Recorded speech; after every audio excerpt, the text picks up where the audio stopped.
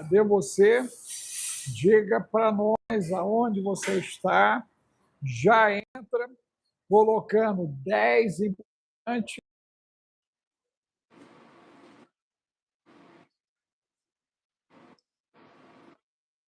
Importante local que você está nos vendo e ouvindo. Nós precisamos do seu engajamento. Então, 10 importante. O local que você está nos vendo e ouvindo, ok?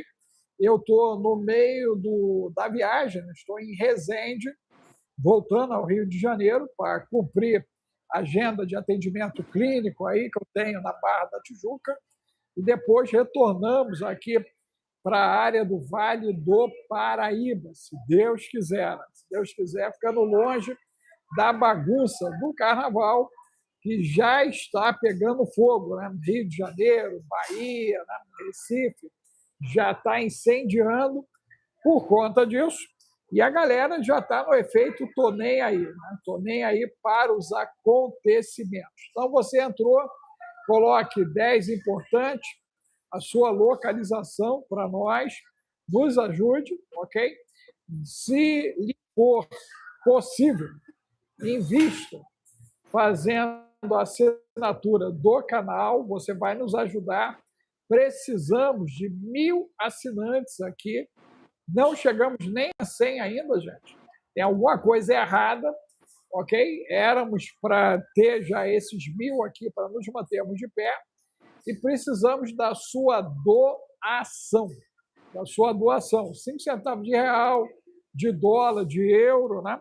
Quem esteve ontem conosco no Gueburá ficou bastante impactado com as informações que o Efraim compartilhou, com o que eu pude compartilhar na primeira fase do ano 536 DC. E eu creio que ainda vai ter umas 2 fases a mais do que foi explicado, porque é estrondoso o conteúdo ali que nós estamos compartilhando. O Efraim ontem trouxe uma bomba de mais de 300 anos aí para a galera, mexeu com a cabeça da turma, e você, que não está no Gueburá, você consegue entrar através do Zap, o 21 995 31 3467. Deixar aqui registrado que tem umas pessoas aí que começaram a querer jogar veneninho nessas minhas lives aqui com o Efraim, depois da live gravada. Né? E aí eu já quero dar a primeira resposta, o seguinte, olha só, eu não estou recebendo o Efraim porque não temos a falta de conteúdo para apresentar. Essa é a primeira coisa, gente. Olha só. Eu tenho um carinho enorme pelo Efraim, pelo Gustavo, por todo mundo. Por isso, eu abri o espaço para nós conversarmos de assuntos comuns. Então, você que é covarde e entra depois da live e fica colocando lá, me xingando, eu quero dizer para você que o seu IP eu vou pedir para levantar, ok? Entenda que a minha tolerância ela é grande com a ignorância, mas com a maldade, a malignidade, eu vou passar o cerol, ok? Então, eu estou lhe avisando, você, seu covarde, que entra depois da live e entra numa de me xingar e tentar denegrir um trabalho de 4 décadas, seu infeliz, infestado de verme. Pegue a língua e engula. Engula.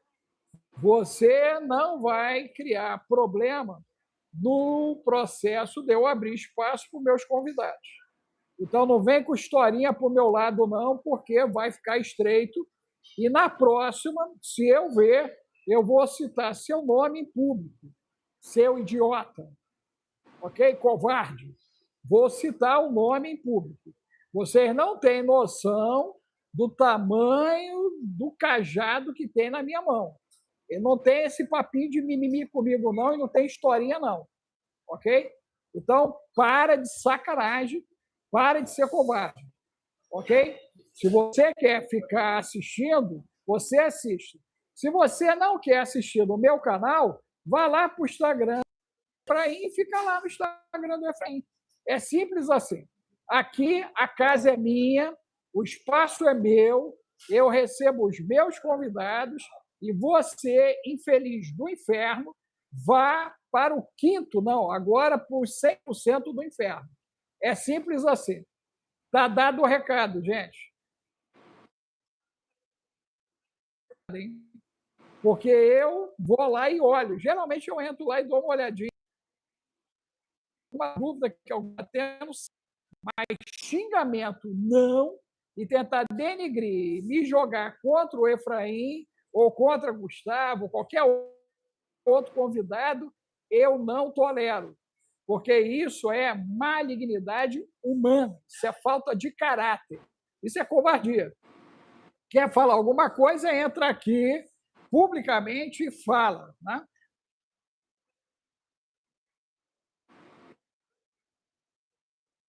Não, a gente entrou numa de liberar os acessos para todo mundo, eu deixo vocês comentarem, eu tenho a opção de ninguém falar nada aqui, de ninguém escrever nada, ok? Então, preste atenção. Por isso que o Mastral não deixava ninguém comentar a live dele. Você entra lá, não há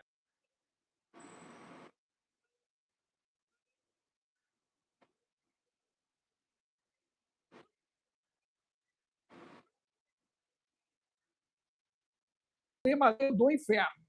Está dado o recado, tá bom? Vamos lá, Efraim, seja bem-vindo. Vamos lá, doutor Alex. Fiquei bem irritado. E da minha parte, eu quero deixar desde já que eu tenho o maior prazer, uma honra de participar aqui do canal do doutor Alex. Não sei do que ele está se referindo, não li, não sei o que falaram, não me importa também saber. Estou aqui de livre, espontânea vontade, com muita alegria, e eu sempre digo a ele que ele me tornou público. Eu nunca tive essa coisa assim de fazer nada, mas eu hoje tenho esse espaço aqui como uma oportunidade para falar, para dar minhas opiniões, para dar a minha... E veja, eu não sou uma pessoa, vamos dizer assim, muito conduzível. Né? Eu tenho esse jeito manso, tranquilo de ser, mas eu não sou conduzível. Eu tive uma direção clara de Deus. Quando o doutor Alex me chamou a primeira vez para fazer parte de uma live com ele, eu orei e Deus falou, com esse você pode ir. Depois que Deus deu ok, eu não estou nem aí para a opinião de terceiros, quartos ou quintos. Para mim, só vale a intenção e a palavra do Pai. O Pai disse, com esse aí você pode seguir. Foi assim que o Senhor falou para mim e eu estou junto. Porque foi quem me disse, foi ele. Não foi palavra profética, não foi ninguém, foi Deus. Falou assim, com esse aí você pode ir e eu sigo com ele. Inclusive, eu arrumo briga no nosso grupo porque eu estou com ele. Ele disse, pô, você tem que fazer o seu. Eu falei, não, eu estou com o doutor Alex. Se ele não fizer, eu não faço. Se ele não me chama, eu não vou. É ou não é, doutor Alex? Eu fico te chamando para fazer live? Não, vamos fazer. É ele que me chama. Eu falo assim, doutor Alex, estou à sua disposição. Ele fala assim, dá para fazer da hora? Eu, dá. Às vezes nem dá. Aí eu digo, dá, porque a ordem que eu tive é, vai com esse aí. Aí ele fala, eu vou. Eu estou junto. Então, estou aqui muito alegre. Sei que a gente tem feito um trabalho e tem alcançado muita gente e alcançado muitas vidas. E essas pessoas, ô doutor Alex, elas existiram no ministério de Yeshua, no ministério de Paulo. Paulo foi o cara mais questionado do Novo Testamento. Tu vê que toda carta Paulo tinha que estar se defendendo. Ele falou, não quero mais me defender, não. Mas aí ele ia se defender, porque era perseguido, porque quem incomoda, né? Quem incomoda é quem diz o que ninguém quer ouvir. Então, se estão fazendo isso aí, doutor Alex, é sinal de que nós estamos indo no caminho certo. Não, concordo, né? Eu só estou dando o recado porque eles não fazem isso aqui. Porque se fizer, a gente chapuleta. Aí estão fazendo depois, né? Então pega e aí entra, mas comentários malignos, entendeu? Bem maligno mesmo, né? E aí eu já dei uma resposta lá, educada, mandei desparasitar, né? Mas se ficar de graça, aí a gente já vai tomar uma posição diferente, tá certo? As pessoas têm que entender que existe o limite da expressão e o limite da agressão. Né? Então, muitas questões, elas são agressões. Aí já não é, gente, expressão. Eu tive ali no canal Sem Limites, eu achei muito interessante a fala do Raul. Ele abre assim, ó, você pode se expressar desde que você entenda o seu lugar dentro desse espaço que nós estamos te abrindo. E isso é verdade, gente. É um espaço que eu e Efraim estamos abrindo para que você seja menos ignorante, ok? Esse é o termo, tá? E quem está falando isso é quem conhece um pouco das coisas da vida, para que você seja menos ignorante. Então, não é justo que você use do acobertamento da obscuridade para depois ir lá e fazer comentáriozinho para tentar jogar o Efraim, eu.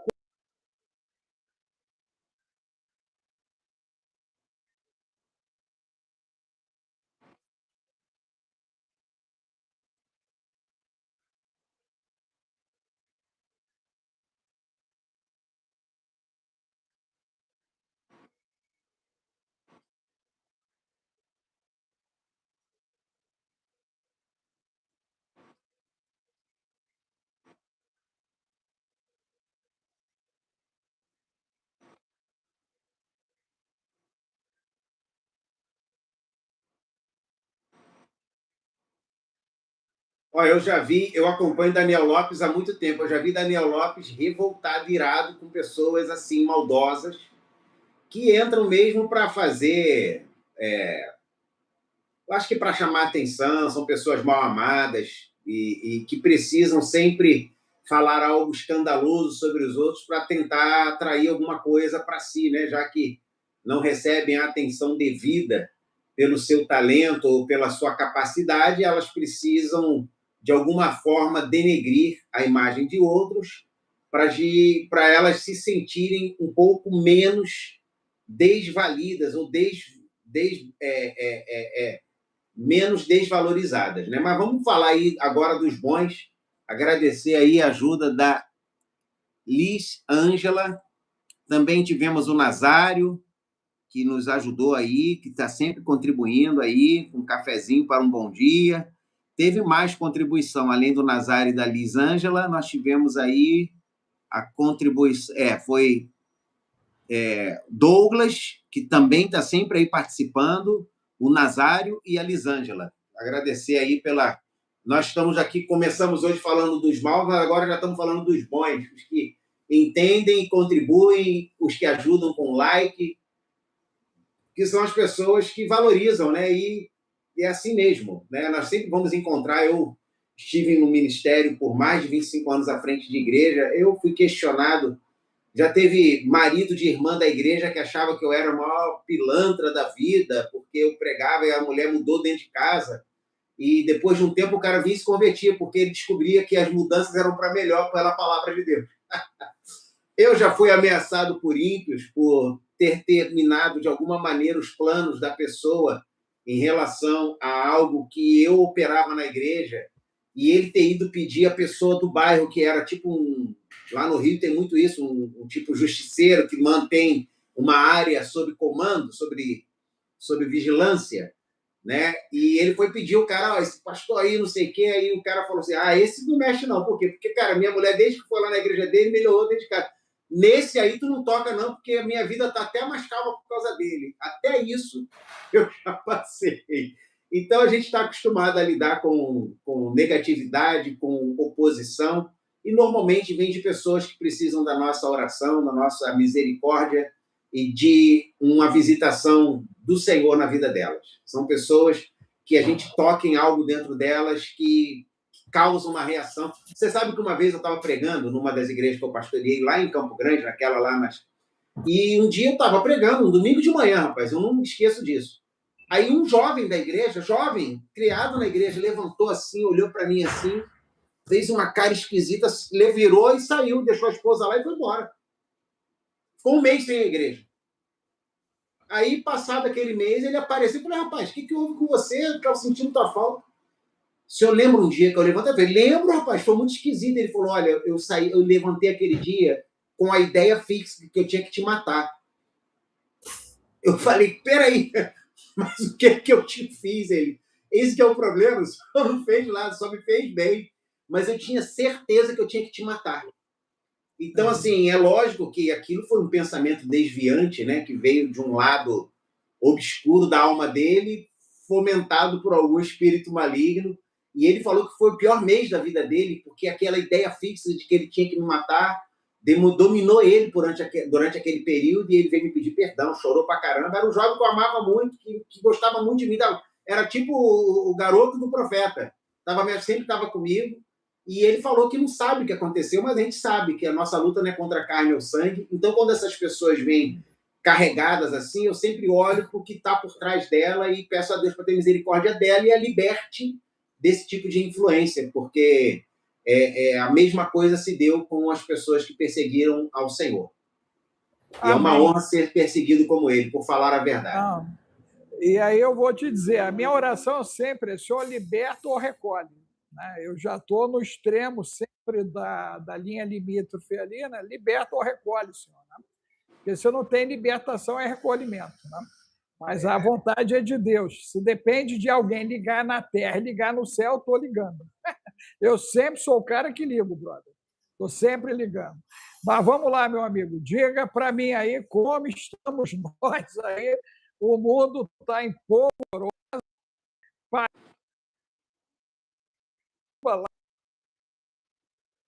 Bastante. Agora tem menos de 15 dias de combustível lá. E a situação do Irã parece que é irreversível. Então, pelo certo, não deve passar dessa semana agora, né? Por causa do Ramadã. Como é que está tudo isso, Efraim? Qual é a percepção que você está tendo desse momento, desse nível de agonia, de agitação, e até diante do que a gente viu no Geburá ontem, o quanto daquela informação de 536 faz eco para esse momento agora?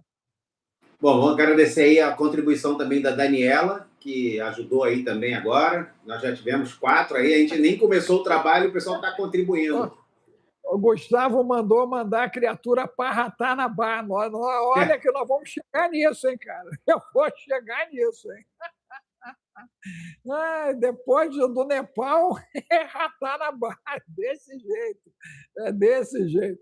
Mas vamos lá, meu amigo, diga. Vamos lá, então o Irã nós estamos vendo assim, eu estava vendo essa coisa dos documentos, né, que estão saindo nos Estados Unidos, que virou uma febre, só se fala disso na internet agora. Eu acabei de publicar lá na minha conta do Instagram a foto que o Rômulo colocou no canal dele, do YouTube, que alguém lá do nosso grupo, do Geborá, indicou o link do vídeo dele. Eu entrei no vídeo, peguei 2 fotos, printei, cortei, botei lá, porque o atual prefeito de Nova York aparece bebê no colo da mãe, ao lado do ex-presidente Clinton e do lado do Frankenstein, que era o dono da ilha.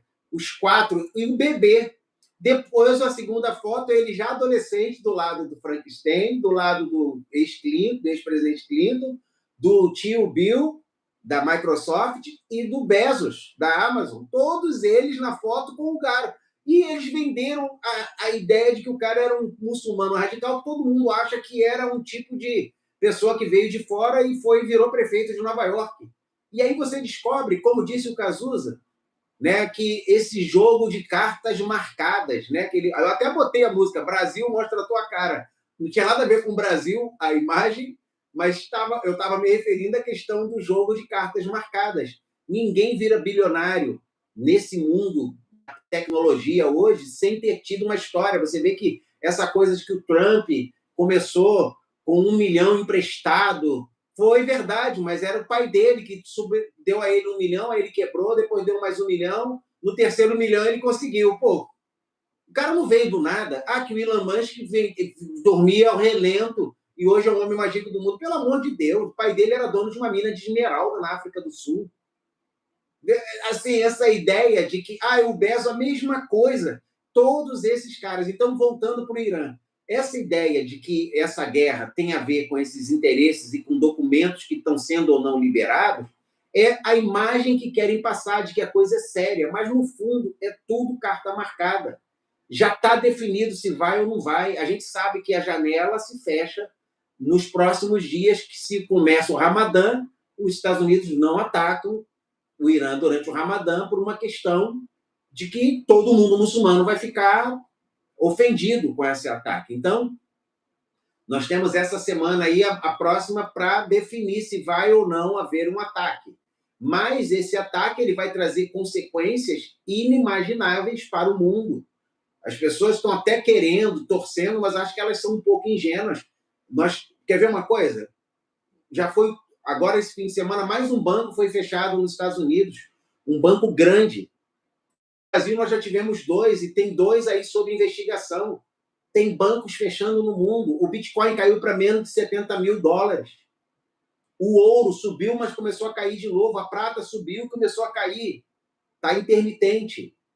Não tem refúgio, certo? Hoje, lá em Sydney, na Austrália, está uma fila gigantesca. Eu até postei isso, de pessoas para comprar ouro físico. Não estão querendo apostar em papel do ouro mais. Estão comprando ouro físico para se assegurar de alguma coisa na mão, para poder ter algum tipo de garantia real física na mão, porque o mundo está entrando nisso. Então, o tema da nossa live hoje é tribulação, porque os sinais de que uma tribulação pode estar acontecendo é muito grande. E nós estamos vendo aí essa questão do Irã é muito séria, porque ela pode ser, segundo uma análise de um rabino, que eu coloquei também lá na minha conta do Instagram, esse rabino falou que essa pode ser a guerra que vai iniciar o Gog e Magog para ele, e que vai acontecer, e que ela está marcada, que ela é profetizada. Ele coloca dentro das profecias esse acontecimento. Eu vi um doido aqui, eu estava até vendo, eu não ia assistir um cara lá no TikTok, hispânico, ele dizendo, não, porque há 5 meses eu avisei que a tribulação ia começar em fevereiro. Eu fui ver o que ele falou, mas quando eu vi o segundo vídeo dele, ele dizendo, se tem uma marca de X e eu tenho aqui na sua mão, nessa parte aqui da mão, se você tem um X, é porque você é uma pessoa espiritual. Ou você é feiticeiro ou você é bruxa. Eu falei, foi um cara que previu a tribulação, começa a dizer que é feiticeiro. Aí você vê que a fonte estava um pouco contaminada, né, da informação. Então, assim... Efraim, você viu que no dia 14 de fevereiro o Sol vai fazer um círculo de fogo? Não vi não, mas eu vou pesquisar sobre isso.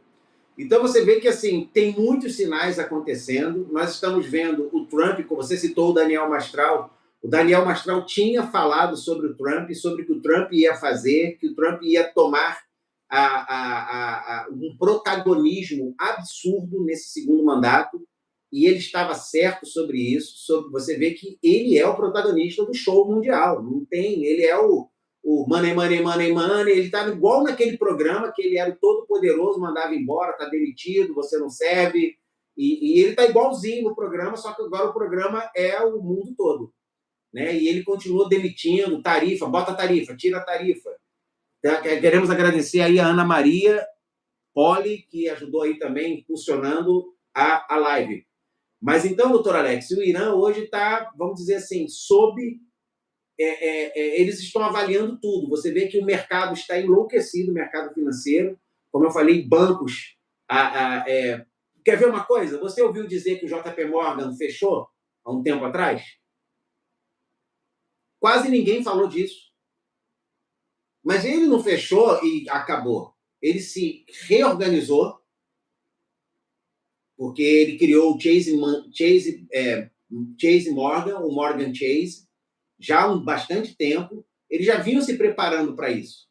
No Brasil, por exemplo, o segundo maior banco do Brasil fechou 327 agências ano passado.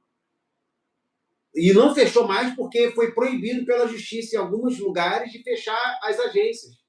Que ele queria fechar mais. Será que ele vai quebrar? Acredito que não, mas eles estão se reestruturando para esse novo sistema que está sendo implantado no mundo. O sistema Quantum, que começou a ser implantado há 3 anos, que foi arrematado em 22 de novembro do ano passado com aquela ISO, agora já é um novo sistema que está se adequando a essa realidade. Por isso está tendo tanta disparada e quebra e mudança no mercado econômico mundial. Então, nós temos que estar preparados.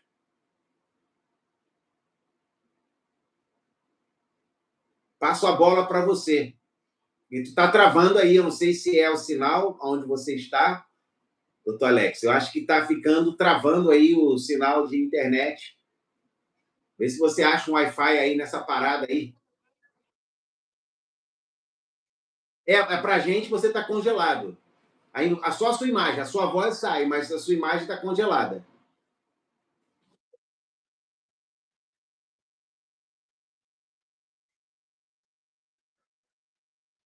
Não, então beleza, eu fiz umas anotações importantes. Primeiro, para comentar. Você voltou agora à sua imagem. Tensões e realinhamento no sistema internacional. Nós estamos vendo um ambiente geopolítico fragmentado, né? Essa competição que está acontecendo entre Estados Unidos e China, ela é mundial. Você vê que os Estados Unidos estão se colocando em várias situações que são diretamente interesses da China, e a China está tentando se proteger e contra-atacar naquilo que ela tem a mão para fazer. Essa relação entre os dois, ela está ficando cada vez, entre os dois países, está ficando cada vez mais visível nas decisões americanas, essa relação da Venezuela. Você vê que a China mandou ajuda para Cuba, porque tem muito negócio fechado com a Cuba. Ela conseguiu chegar na América Latina com um acordo lá legal com Cuba. Então, esse aperto e estrangulamento de Cuba por parte dos Estados Unidos tem a ver com a questão da China. O Irã é um interesse chinês diretamente ali no Oriente Médio, está cheio de investimento. Eles tinham acabado de construir aquela alguma coisa ano passado, de aquela ferrovia China diretamente para o Irã, e agora os Estados Unidos vai apoiar o ataque ao Irã com toda aquela luta ali. E você vê que essa decisão não está sendo tomada porque tem gente muito forte dentro do governo, como eu mostrei ontem, contra, mas eu falei no Geburá, né? Mudei os nomes aos bois ontem no Geburá de quem está contra e quem está a favor. E é gente muito pesada nas decisões. Por isso, talvez, esse titubear entre dois pensamentos por parte do Trump, porque tem gente muito importante dentro do governo a favor do ataque e gente muito importante dentro do governo contra o ataque americano. A união comercial histórica entre a União Europeia e a Índia, ela criou uma vasta zona de comércio. As pessoas, eu só acho que eu fui uma das poucas pessoas que estou batendo nessa tecla. Eu não vi ainda ninguém comentando isso toda hora, que nem eu. Esse acordo da Europa com a Índia vai dar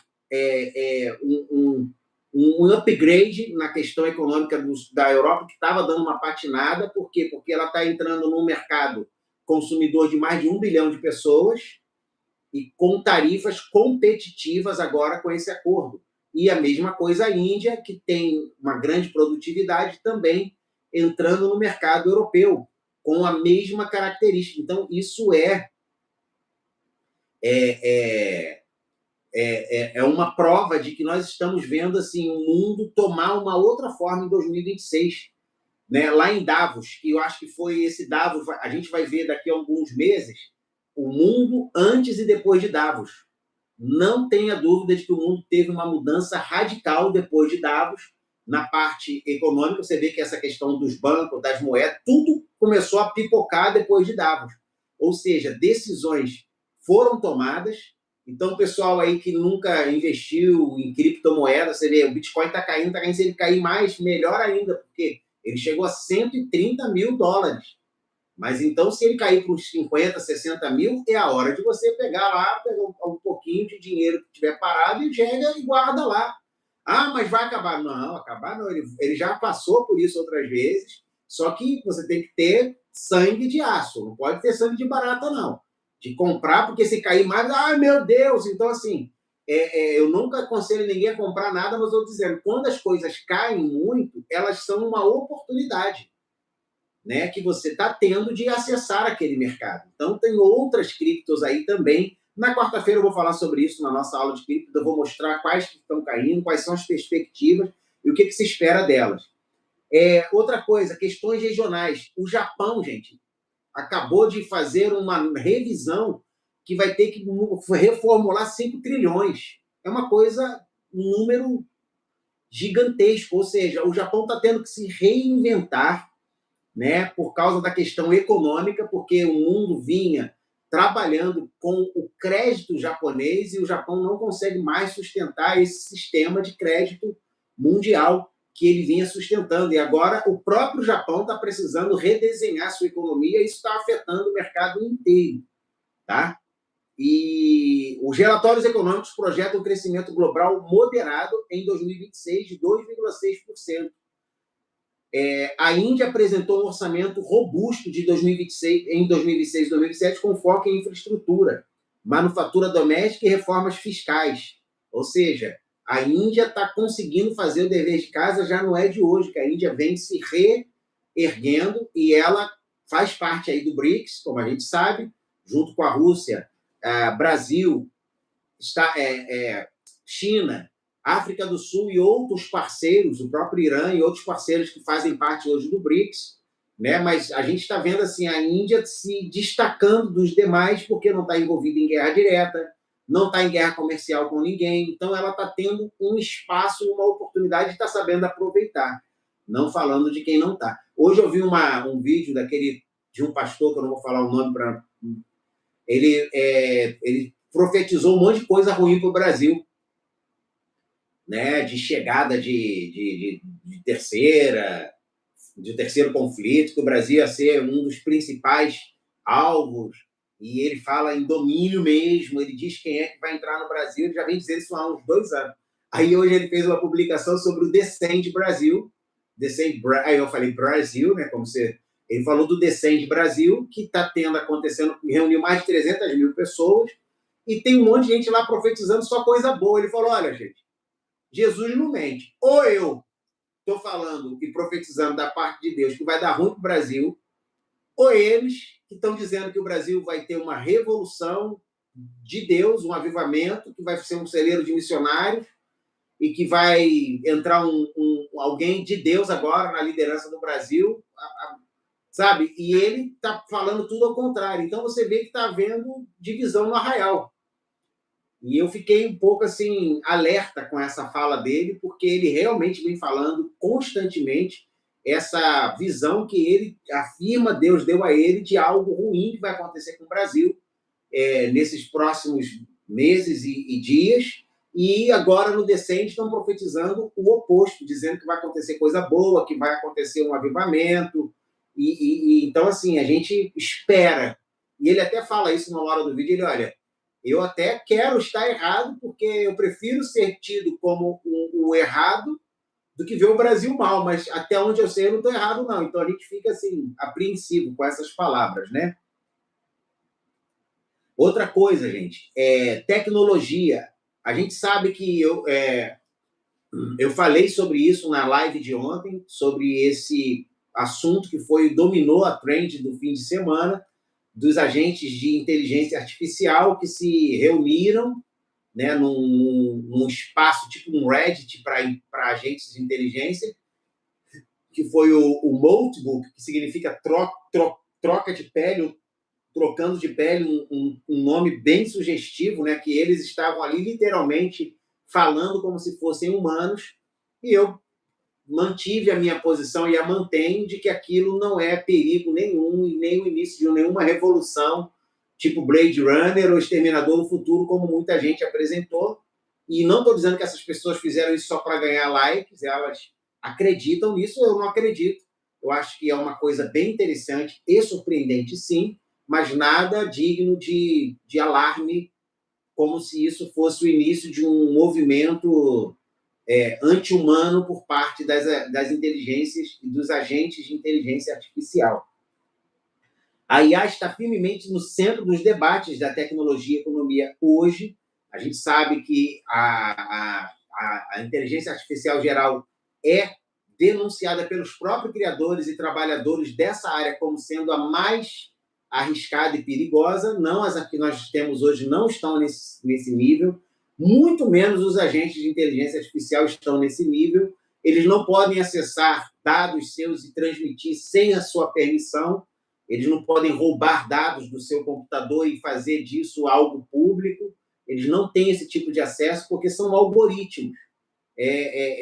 Aconteceu de um rapaz ter perdido, por exemplo, tudo que tinha na carteira descentralizada dele, que ele tinha amealhado de R$ 240.000. Por quê? Porque ele estava fazendo live e ele abriu a tela dele de notas para pegar uma informação e lá estava a CID dele. Alguém printou imediatamente, que é o código, né, da carteira dele, foi lá, entrou na carteira e pegou tudo. O cara começou a chorar, mas foi erro humano. Não foi ninguém que entrou, que invadiu o computador dele. Ele mesmo deixou aquilo visível. A mesma coisa, esses agentes de inteligência artificial, eles não podem fazer esse tipo de ação porque não há interesse emocional naquilo que eles estão fazendo. Então, quando eles falam lá dentro daquele espaço, eles estão literalmente criando uma persona humanizada, né? Então, os humanos ficam espantados, mas eles não pensam daquele jeito no sentido que nós pensamos. Eles estão só replicando personagens de acordo com aquilo que foram criados para fazer. Só isso. Não é nada mais do que isso e não dá para você aumentar ali o problema da inteligência artificial naquele caso específico. Agora, o problema real existe. Uma inteligência artificial geral, ela é muito capaz de criar raciocínios de altíssima sofisticação e complexidade, e aí sim, como os próprios criadores de inteligência que trabalham com isso dizem, que aí sim nós poderemos correr algum risco muito sério. Você vê que o Sam Altman, da OpenAI, ele anda com uma mochila, desde que ele começou o ChatGPT, ele tem uma mochila com um código fonte, com equipamento que ele consegue desligar a inteligência artificial da empresa dele. Ele não deixa ela a sua própria sorte. Ele tem com ele sempre um dispositivo para o caso de um problema dar na sua inteligência, às vezes ele desligar ela. Então não é uma coisa assim, ele não vai fazer uma coisa dessa só para fazer marketing, gente. É porque realmente existe um risco, mas não está ainda nesse nível que a gente viu aí.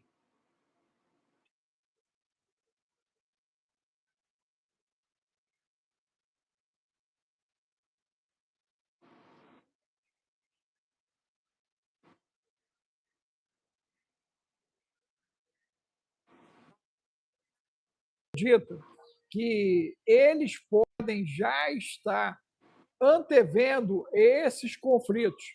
E a mensagem dos bolts já é uma mensagem preditiva do que está para acontecer, como os filmes que normalmente você cita aqui. É possível. A gente sabe que há muita tecnologia desenvolvida que não chega a nosso conhecimento. Mas, assim, por uma natureza até de secretismo por parte de quem tem capacidade, poder de desenvolver isso, é muito difícil que isso nos alcance diretamente, porque se tem, está isolado em algum lugar que não tem contato com o mundo exterior que nos alcance. Até por uma questão de secretismo. Você vê que o próprio Trump disse que os Estados Unidos hoje eu sempre estranhei o fato dos Estados Unidos não investir nas armas hipersônicas. O país que sempre tem a tecnologia mais avançada nunca mexeu com isso. A China tem, a Rússia tem, o Irã tem, agora a Índia tem e os Estados Unidos não tem. Não tem porque eles são incompetentes? Não. Não tem porque não lhes interessa, porque eles têm alguma outra coisa. Não se esqueça que a gente conversou uma vez sobre aqueles postes de titânio no espaço que os Estados Unidos já têm armazenados em regiões do espaço, que é um negócio de titânio que ele vem numa velocidade galáctica do céu, da onde ele está, nos satélites onde ele está armazenado, e se ele atinge uma determinada região marítima ou terrestre, ele tem um impacto de como se fosse uma bomba atômica, mas não tem radiação, não tem nada, é por causa da velocidade, da força e do peso que ele carrega.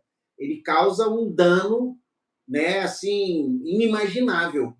Né? E os Estados Unidos têm esse tipo de armamento, tem outros que a gente não conhece. Então, entrando para essa questão do secretismo, a gente sabe que podem ter, sim, já desenvolvido coisas muito mais avançadas, até na área de inteligência, só que eles mesmos vão brigar ali um com o outro. Gustavo, né?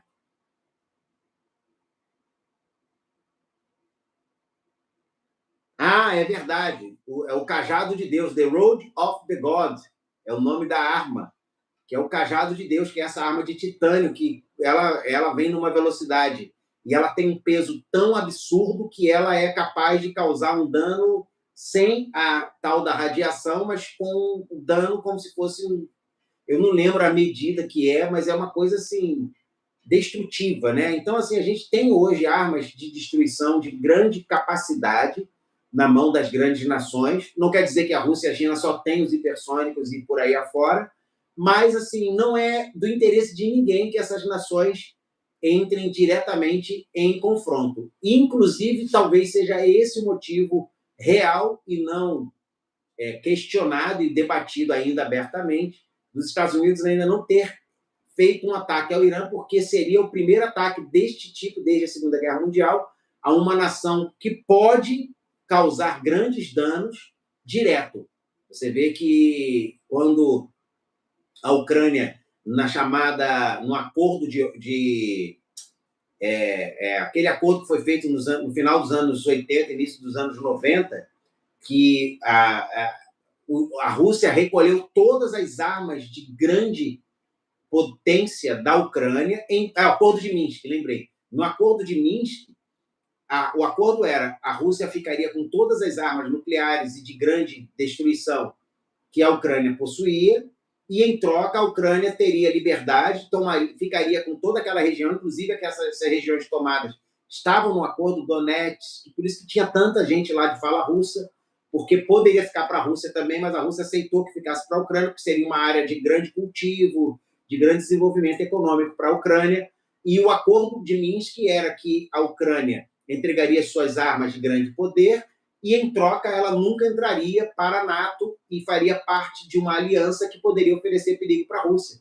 Então, esse foi o ponto nevrálgico, não estou aqui defendendo A ou B, desse conflito que nós estamos aí já indo para o quinto, 2022, 23, 24, quarto ano agora, né, dia 22 de fevereiro. Por isso que fevereiro está sendo visto aí que talvez seja o mês da grande guerra, né? Porque se acontece esse conflito aí com o Irã e a Rússia e a China começam a fazer o que a NATO fez pela Ucrânia, pode ser que isso escale para um conflito ainda muito maior. E aí a gente vai ver que vai ficar complicado lidar com essa situação. Na tua percepção, Efraim, essa movimentação, ela está dentro já da escatologia bíblica, ou esse é mais um fato histórico sem implicação direta ao conceito de tribulação e do apocalipse? Eu acredito que está alinhado, sim, por causa da geografia bíblica profética inserida nesses conflitos. Enquanto estava ali Rússia e Ucrânia, não tinha uma implicação profética dentro do ponto de vista geográfico tão grande. Mas agora sim, a gente está falando do Irã, uma nação persa muito próxima ali dentro do Oriente Médio, cujo o seu grande objetivo desse regime, não dos iranianos, mas desse regime hoje, é destruir o Israel. E Israel é o povo escolhido. Então, é lógico que se envolve Israel diretamente, é de grande interesse profético, sim. Eu acredito, sim.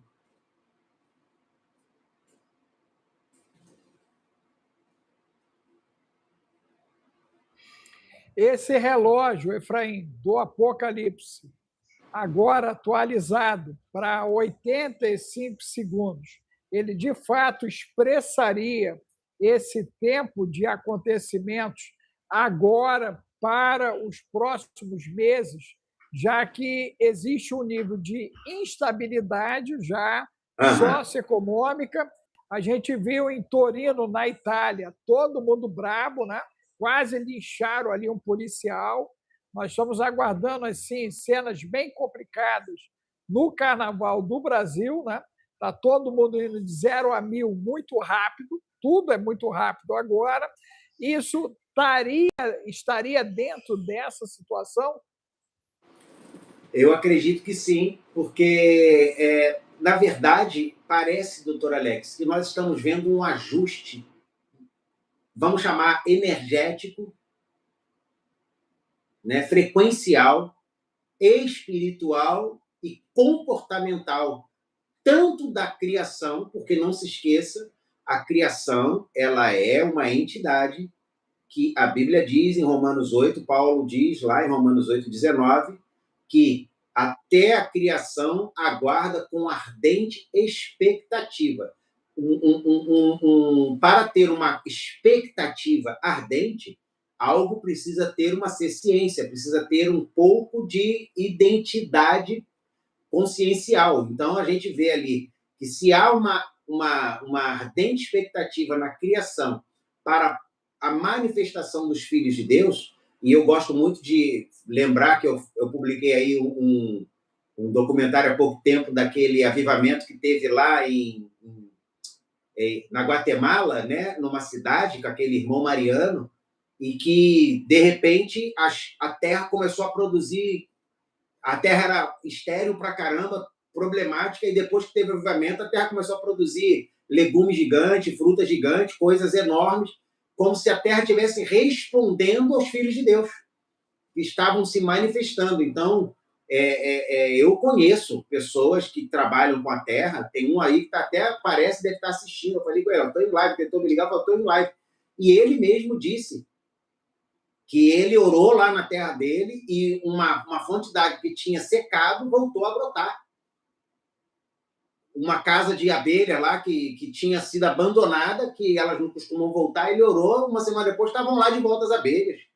Então eu acredito sim que a natureza responde aos filhos de Deus. O que nos falta agora é a fé de operar nessas áreas de autoridade e influência espiritual. Efraim, a gente viu agora o Milei mexendo lá na lei deles, lá, puxando a idade penal para 13 anos na Argentina. O Brasil, final de semana, tivemos na Paulista uma manifestação gigante falando do problema do Orelha.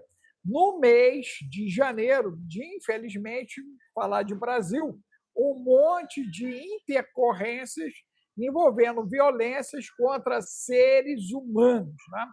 Esse processo agora da redução penal, como é nos Estados Unidos, se eu falei a memória, acho que é 7 anos de idade. Né? A partir de 7 anos, o camarada aprontou, ele já vai pegar até prisão perpétua lá. Por conta disso, eu vi um xerife americano prendendo um garoto de 10 anos, fala a memória, 10 ou 11 aninhos, e jogando no chilindró mesmo o garoto, e vai ficar ali para poder não ameaçar mais ninguém, porque encontraram uma listinha que ele dizia que ia passar algumas pessoas para a eternidade. O americano, ele não quebra o galho nisso. Esse pensamento, né, do Milei já é influência já do efeito Trump, do efeito Bukele, e você acredita que essa é a tendência? 1.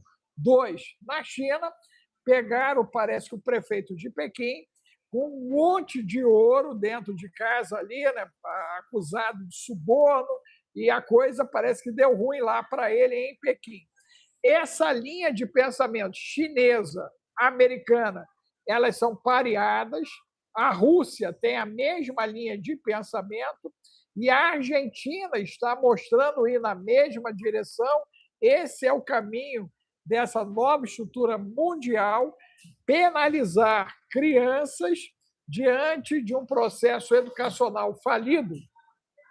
É uma boa questão e difícil de responder. Você vê que esse projeto de lei, que ainda não é aprovado pelo Congresso argentino, é baixar a idade hoje de inimputabilidade de 16 para 13 a 14 anos.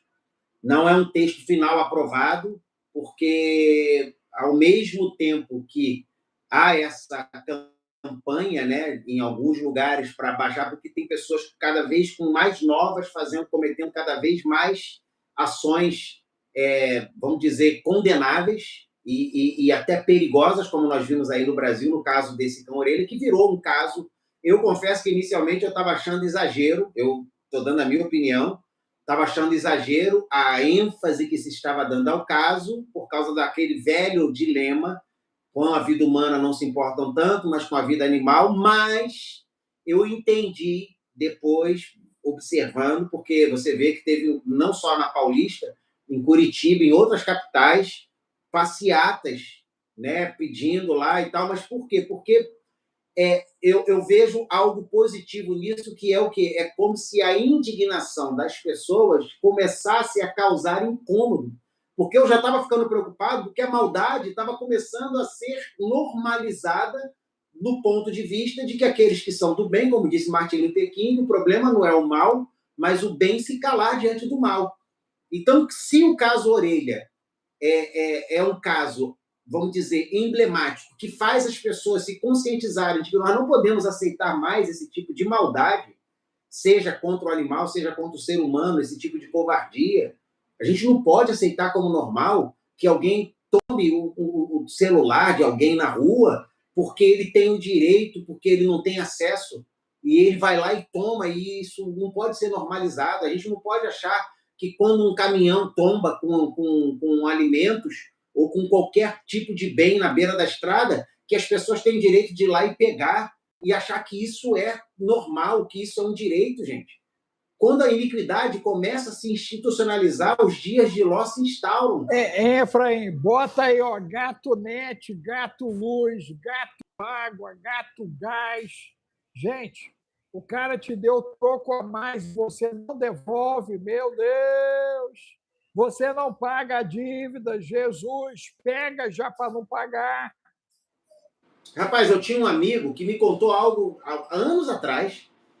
Ele tinha uns vizinhos lá, ele pagava a internet e ele deixava os vizinhos usarem o sinal dele, porque ele não se importava. Mas uma vez lá, ele começou a ter problema na hora de transmitir, que era muita gente vendo um monte de coisa, e ele mudou a senha, rapaz. O pessoal ia lá na porta dele bater, dizendo para passar a senha nova. Ei, mudou a senha, eu quero a senha, porque eu não estou podendo ver minhas coisas lá. Mas ninguém nunca ajudou ele. E aquele dia, quando ele me contou aquilo, ele falou: rapaz, naquele dia eu me dei conta de que as pessoas achavam que aquela ajuda era um direito conquistado. E elas estavam me cobrando por uma coisa que eu estava beneficiando elas. Então, trazendo isso para essa questão do Orelha, para essa questão do gato net, você vai vendo que o ser humano ele se adequa muito bem ao mal moral, sem ele ter.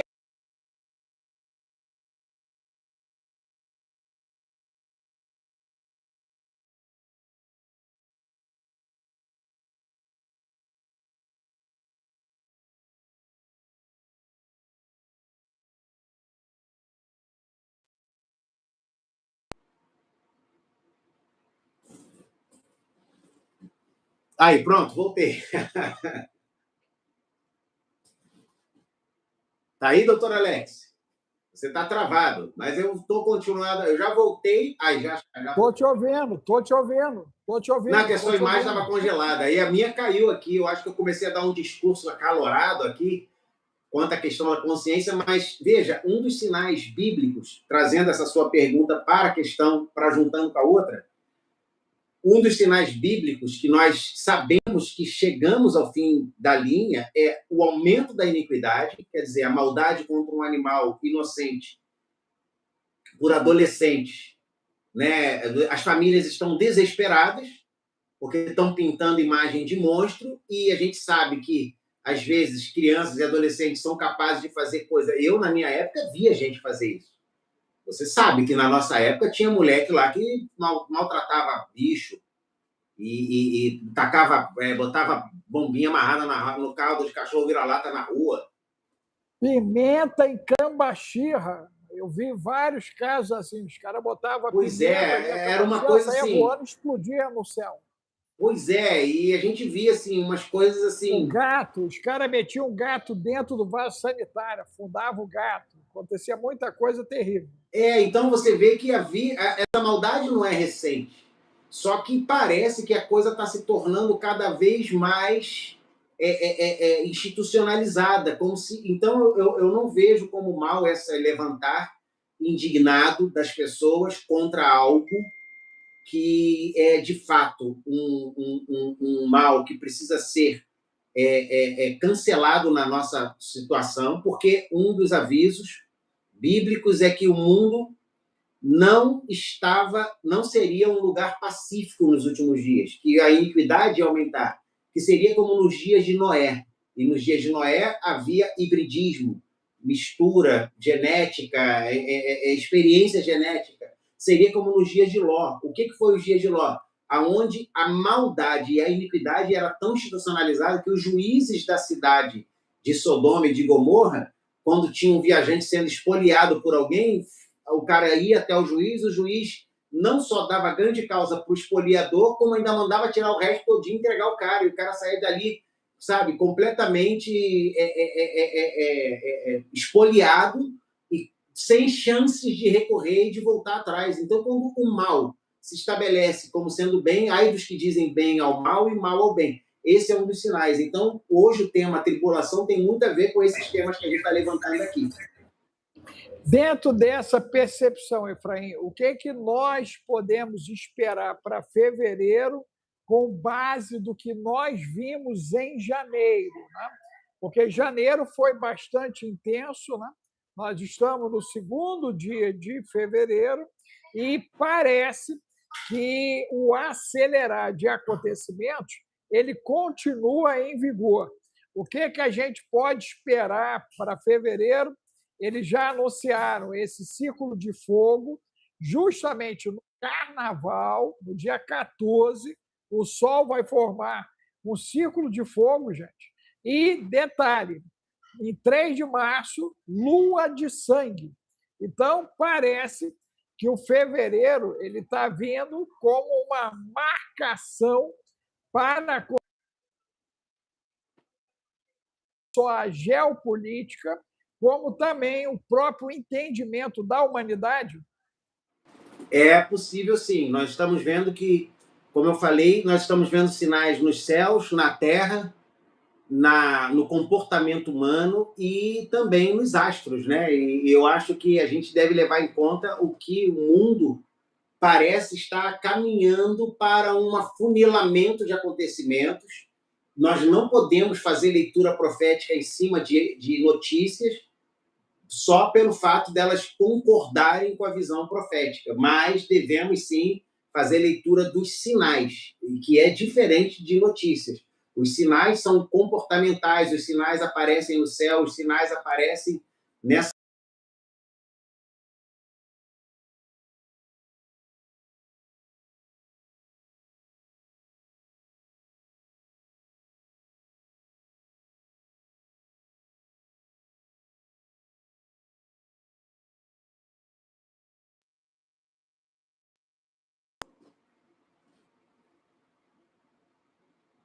Voltei, mas eu acho que essa transmissão está complicada hoje, doutor Alex. Mas aí. Não, está indo bem. Eu estou te vendo bem, estou ouvindo tudo. As últimas notícias, Efraim, o que você tem aí de último?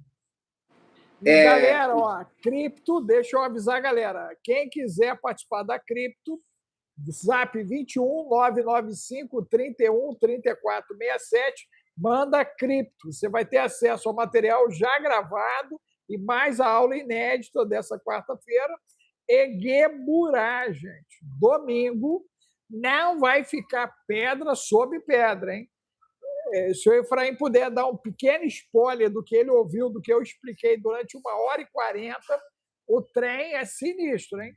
Semana que é domingo agora, a cabeça, bum, vai fazer pessoal, mais isso. Os alunos do Gueborá ontem ficaram completamente alucinados com aquele conteúdo que você trouxe, porque simplesmente você conseguiu fazer uma conexão histórico biológica, mostrando uma série de coisas que acontecem no mundo hoje, com alterações que foram feitas por causa de um clima específico que teve na idade chamada, o final da idade antiga para a Idade Média. E a Idade Média começou com uma mudança climática que parece estar se repetindo agora, mas lá foi um caso específico, que causou um efeito na atmosfera mundial, principalmente aqui europeia, asiática e essa coisa toda, e que hoje nós estamos vendo várias mudanças no mundo conectadas e vai criando um alinhamento histórico que é quase impossível de você não perceber que aquilo não pode ser invenção. Tanto que a própria inteligência artificial se espantou com o conteúdo, porque foi uma conexão que foi sendo feita que faz com que aquilo faça todo sentido. Então, foi muito estarrecedor e, ao mesmo tempo, impactante ver que o mundo tem como se explicar o que acontece no mundo hoje dentro da área consciencial do homem como um resultado de algo que aconteceu e que eu nunca vi ninguém fazer esse tipo de conexão. Nunca li em nenhum livro alguém conectar o que foi conectado ali no Deborah, como se fosse uma descoberta, e é tremendo, é tremendo. As últimas notícias que eu acho que são importantes é que o Trump acabou de anunciar que a Índia vai substituir o petróleo iraniano pelo petróleo bruto venezuelano. Isso é uma notícia de grande interesse. Segundo, o Irã declarou os exércitos da União Europeia todos terroristas, em resposta à União Europeia, pelos 27 Estados-membros terem declarado que o exército iraniano é uma organização terrorista. Agora o Irã declarou que os exércitos europeus que são terroristas, né? Os Emirados Árabes Unidos estariam em negociações com a Rússia para a compra do sistema S-400, e eu tenho certeza que os Emirados Árabes Unidos são os mais efetivos e participativos hoje em tudo que está acontecendo dentro do Oriente Médio, junto com o próprio Israel. Os Emirados Árabes parece que sempre tiveram ali na tranquilidade, comércio, paz e tal, e de repente os Emirados Árabes agora estão se posicionando, e se você olhar com quem eles andam, tu dirás quem és. Eles andam com Hitchcock, eles andam com Jared Kushner, e de repente eu acho que eles tomaram lá um sacode do tipo, se vocês não se prepararem, vocês vão ser engolidos, porque está todo mundo se preparando aí para o pior. E parece que o Emirados Árabes está agora, né, fazendo a sua parte para estar preparado para um possível problema que pode afetar o mundo. Então, é mais um jogador, um grande player que está bem informado, se posicionando. Eu acho que isso são notícias que devem nos deixar alerta. Ok. Tá certo aí, meu amigo, meu irmão. Você, gente, que quer aprofundar tudo isso, o seu lugar é o Geburá, 21 995 31 34 67, e cripto, na quarta-feira, não vai ficar pedra sobre pedra, e é um bom momento para você entender disso, né? Eu tive reunião, inclusive, com o Santo Bill, que está fazendo milagre aí na vida da galera, já ganhando em dólar. Você quer ganhar em dólar? Santo Bill, 21 995 31 34 67, cola com o Bill, ganha em dólar, transforma em USDT, vem para o cripto e entende o que tu vai fazer com essa grana, porque tem muita coisa para se fazer nessa janela de tempo. Entenda que nós estamos, né, Efraim, numa janela de tempo. E é nessa janela que nós estamos trabalhando. No início do ano, nós dissemos que 2026 teria uma crise financeira. Mostrei até a profecia de um pastor de origem tailandesa, daquela região ali que vive nos Estados Unidos. Falei sobre isso aqui, que vai ser um tempo de crise, o que significa que será um tempo de grande oportunidade, e não um tempo de ter medo, mas um tempo de saber como caminhar na crise. Desse jeito, gente. Então, você corre para o cripto, ok? Você corre lá para o Geburá, porque você vai entender um monte. E se você está querendo mudar a vida financeira, sugiro o Santo Bill. Pega aí as cabeças paradas em casa, em vez de dar paulada em bicho, bota essa garotada para trabalhar no digital, no metodologia Atlas. Tirem essa turma do ócio, porque a garotada está aprontando, porque está no ócio, né, gente? Essa que é a grande verdade. Então, maneira de tirar os guris do ócio é oferecer para eles a metodologia Atlas, eles vão usar o digital para produzir dólar para a família. O menor aluno do Bill e o de maior faixa etária parece 60 anos. Então, já temos aí um grupo de mais de 50 pessoas que já estão se monetizando. Inclusive, hoje ele vai fazer uma live comigo à noite, falando da monetização do primeiro grupo que entrou fazendo o método Atlas, gente. 15 dias e a galera está ganhando em dólar. Por que não você? Essa é a pergunta, né? Então, vem para a gente aí, ó. Entra com a gente e você vai se surpreender. Meu amigo, obrigado e gratidão. Bom Um dia. abraço. Valeu. Até amanhã, se Deus quiser. Até amanhã. Tchau, tchau.